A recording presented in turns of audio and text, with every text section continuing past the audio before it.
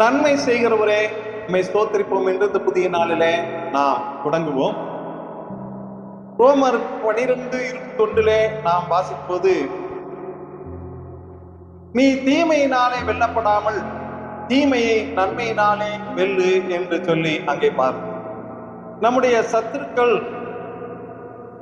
நமக்கு பல காரியங்களை செய்தாலும் நாம் அவர்களை மன்னிக்கும் போது ஆவிக்குரிய யுத்தத்தில் வெற்றி பெறுகிறோம்.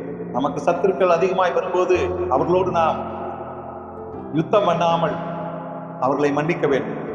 நமக்கு விரோதமாக தீங்கு செய்கிறவர்கள் யுத்தத்திலே தோற்று போவார்கள். நாம் அமைதியாக இருந்தால், நாம் மன்னித்து விட்டார், நாம் தீமையினாலே வெல்லக்கூடாது. தீமை நம்முடைய இருதயத்தில் குடியிருக்கக்கூடாது. தீமை நம்முடைய சமாதானத்தை குலைத்து போடும். தீமை பலன் பெறக்கூடாது. நம்முடைய அன்பை தீமை அகற்றி போடக்கூடாது. நமக்கு விரோதமாக செய்கிற தீங்குகளை நாம் பொறுமையோடு சகித்துக் கொள்ள வேண்டும். யார் எந்த தீமை செய்தாலும் சரி, நம்முடைய ஆவிக்குரிய யுத்தத்தில் நாம் ஜெயம் பெறுவோம்.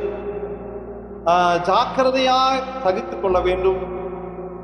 அந்த காரியத்துல நாம் பொறுமையாக இருந்து அக்கறையோடு ஆவிக்குரிய காரியங்களிலே கனிகளை தந்து கனிகளினாலே நிரம்பி இருக்க வேண்டும்.